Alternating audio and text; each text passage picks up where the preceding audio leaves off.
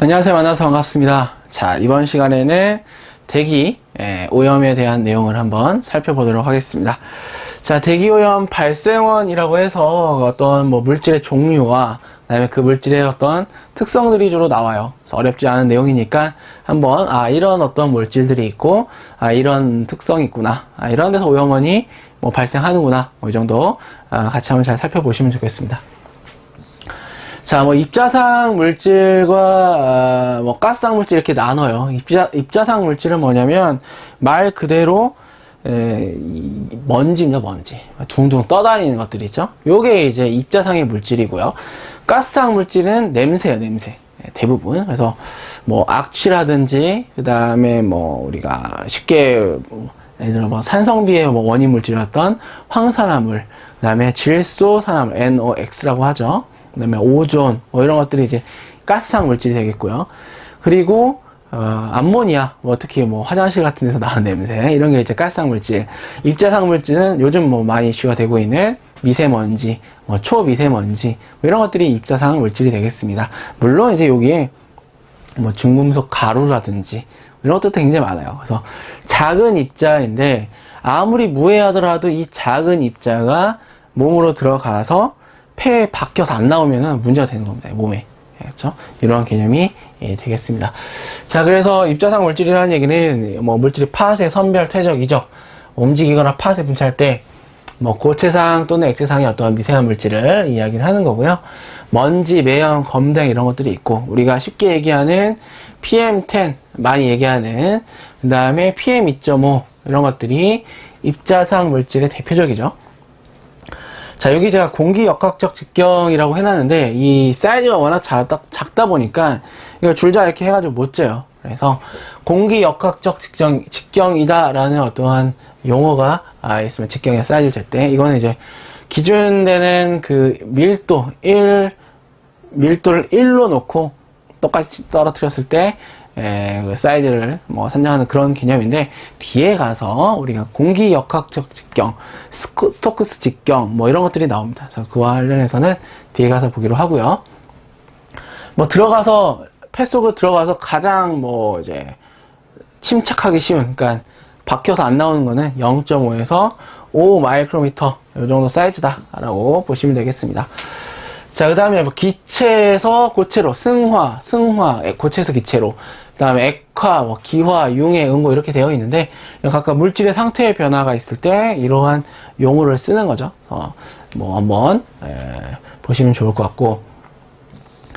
자, 그 다음에 가스상 물질 어떤 것들이 있냐면, 황산화물, 질소산화물, 일산화탄소, 이산화탄소, 오존 이런 것들이 있어요. 그래서 이 가스상 물질의 어떤 공통점만 보시면은, 온도가 높아지면 점도가 높아집니다. 그런데 액체와 고체인 경우에는 온도가 높아지면 점도는 낮아져요. 서로 반대입니다. 그래서 반대되는 개념, 높아진다, 낮아진다, 헷갈리지 않도록 좀 잘 정리를 해두시고, 자, 기체의 용해도와 관련해서, 즉, 이 가스상 물질을 잡아오려면, 어찌됐든 간에, 어딘가에 흡수를 시킨다든지, 아니면 걔네들을 데리고 오는 또 다른 방법을 찾는다든지 해야 되는데, 흡수와 관련된 이 용해를 시켜서 제거하는 방법이 굉장히 많이 알려져 있습니다. 그래서 그 용해와 관련된 법칙 중에 하나가 헨리의 법칙이에요. 자, 헨리의 법칙은 P는 HC라고 해서 사실 온도가 일정할 때 이 압력과 기체 어떤 용해된 농도는 비례하는 그 관계를 나타낸 식입니다. 하지만 일반적으로 기체에서는 온도가 높아지게 되면 용해도는 낮아져요. 그리고 액체와 고체는 온도가 높아지면 용해도는 반대로 높아져요. 그래서 우리가 찬물에다가 녹이는 거랑 뜨거운 물에 녹이는 거랑 다르잖아요. 근데 기체는 서로 반대입니다. 그리고 압력 같은 경우에는 이 기체에서 압력이 높아지게 되면은 용해도가 커집니다. 이런 관계가 있어요. 그래서 이 개념도 함께 정리를 해두시고, 자, 오염물질을 분류를 할 때 발생원에 따라서 1차 오염물질이냐 2차 오염물질이냐 이렇게 얘기를 합니다. 마찬가지로 이것도 1차라는 얘기는 발생원에서 직접 나온 거예요. 쉽게 얘기하면 굴뚝에서 바로 나오네. 2차 오염물질은 뭐냐면 그 1차 오염물질이 광학적인 어떤 그런 다른 반응을 통해서 새로운 무언가로 다시 태어나는 거예요. 근데 걔가 이제 안 해로우면 좋은데 걔도 안 좋아. 이런 것들을 갖다 우리가 2차 오염물질 이렇게 얘기하고요. 얘는 1차, 그러니까 굴뚝에서도 나오고 나온 애가 다시 밖에서도 얘가 나올 수 있어요. 그런 것들 우리가 뭐라고 하냐면 1, 2차 오염물질입니다. 이렇게 부릅니다. 그래서 1차 오염물질은 직접 방출된 거예요. 그리고 2차 오염물질은 주로 광학적인 어떤 반응을 통해서 다시 한번 또 새로운 뭔가로 나온 겁니다. 그래서 뭐 보시면은 삭스, 낙스, PAN, 뭐 오존, 과산화수소, NOCl 이런 것들이 있는데, 자, 시험 문제 주로 나오는 건 뭐냐면은 1차나 2차나 이게 나오는 게 아니라 1차도 되고 2차도 되고 하는 물질을 물어보는 경우가 대부분이에요. 그래서 이렇게 보시면 되겠고, NO가 있고요, NO2가 있고, SO2가 있고, SO3가 있어요. 그 다음에 H2SO4가 있고, 알데히드, 유기산 이런 것들이 있습니다. 그래서 1차도 되고 2차도 되는 이 물질을 좀 잘 여러분들이 체크해 두셨으면 좋겠습니다. 대기오염의 어떤 물질의 피해 안 좋죠, 그렇죠? 그래서 피해도는 농도와 폭로 시간, 얼마나 많은 농도에 내가 얼마나 오랫동안 머물렀느냐에 따라서 이제 피해가 가중될 수도 있고. 자, 그다음 여기 한번 볼게요. 풍속이 낮고 기온 역전이 클 때 피해가 증가한다 이겁니다. 자, 우리가 낮말은 새가 듣고 밤말은 쥐가 듣는다는 얘기 있어요. 밤에는 저희가 이제 좀 높은 층에 사는데 10층에 살아요. 근데 밤에는 저 1층에서 웃는 소리도 들려요. 근데 낮에는 안 들려. 왜 그럽니까? 밤에는 어떻게 되어 있냐면은 이렇게 되어 있어요. 자, 원래 우리의 이 대기는 온도가 올라가면 올라갈수록 추워요. 그러니까 산에 올라가면 추운 이유가 그거예요. 고도가 올라가면 추워. 즉 이게 온도고 이게 이제 고도면은 사실은 이렇게 돼야 되거든요. 이렇게. 그런데 밤에는 지표면부터 냉각이 되기 때문에 여기 부분이 꺾입니다. 이렇게 되는 거예요. 자, 이렇게 된다고. 얘가 밤이야.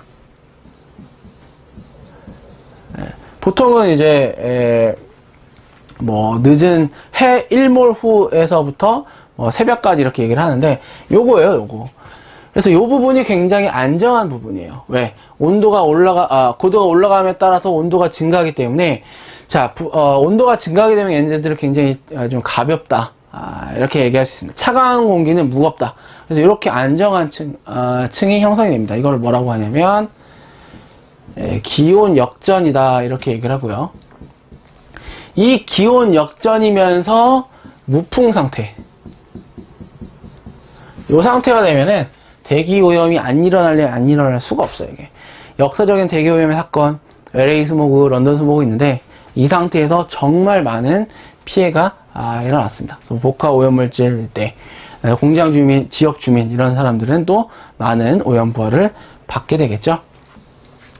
자, 대기오염물질의 특징 해서 여기서부터 이제 쭉 좀 나오는데, 이런 특징이 있다. 자, 그 다음에 이런 특징들이 좀 있고, 얘는 무엇인가 이렇게 물어볼 수 있습니다. 그리고 얘를 써놓고 이 중에 맞지 않은 건 무엇인가 이렇게도 물어볼 수 있어요. 그래서 대기 환경 쪽에서 이 오염물질의 특성들 중요하니까 자, 이렇게 체크된 부분 위주로 좀 잘 정리해 두시면 문제를 모두 맞출 수가 있습니다.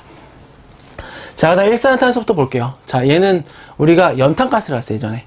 그러니까 불완전 연소시에 나온 겁니다. 비 오는 날 연탄을 뗐는데 잘못해가지고 이게 막 나온 거죠. 일산화탄소라고 하고, 얘는 공기보단 가벼워요. 얘가 28입니다. 분자량이. 공기의 분자량이 29예요. 그래서 조금 가벼운 편이고, 무색, 무미, 무치, 냄새도 안 나, 색깔도 안 보여, 이런 뜻이고요. 자, 앞에서 말씀드린 것처럼 이제 불완전 연소 시에 발생한다라는 거고, 이게 왜 문제가 되느냐, 이 일산화탄소가. 얘를 딱 마셔서 몸속으로 들어갔는데, 우리 몸속에는 헤모글로빈이라는 게 있어요. 이건 뭐 하냐? 얘는 우리 몸의 혈액 속에서 산소나 영양분 이런 것들을 우리 온몸에다 다 전달해 줘야 돼요. 전달해 주는 역할을 해요. 그런데 얘가 산소를 데리고 가줘야 되는데 이 산소를 안 데리고 가고 얘를 데려가는 거야. 왜? 얘랑 더 친하거든. 그래서 우리가 질식을 하고 갑자기 쓰러지는 겁니다. 이게 일산화탄소. 헤모글로빈과의 결합력이 강하다. 얼마나 강하냐? 210배. 여기까지 체크해 두시고, 자, 요거 이제 난용성 기체, 물에 안 녹는다 이 얘기예요. 그리고 자동차에서 많이 나온다. 그리고 체류 시간은 뭐 1에서 3개월 이렇게 되겠습니다. 자, 황산가스에서 뭐 황산화물 이렇게 얘기하는데, 얘를 우리가 싹스라고 이렇게 부릅니다. 자, 이거는 이제 산성비의 원인 물질이었고요. 지금은 사실 산성비 얘기 안 하잖아요. 예, 왜 그래요? 안 나와. 잘 많이 없어요. 왜 없습니까? 이게 되게 많이 나왔던 그 어떤 원인 되는 그 부분을 해결해 줬어요. 어디냐? 화석 연료에서의 황 함유량을 저감시켰습니다. 탈황했다. 대연 탈황. 뭐 접촉 수화 탈황, 이렇게 탈황이다라는 표현을 합니다. 즉 황을 탈출시켜서 따로 잡아온 거예요. 얘가 이제 이거지. 그래서 뭐 산성비의 원인 물질이고, 이 정도 기여했는데 지금은 이제 많이 좀 줄어들었죠.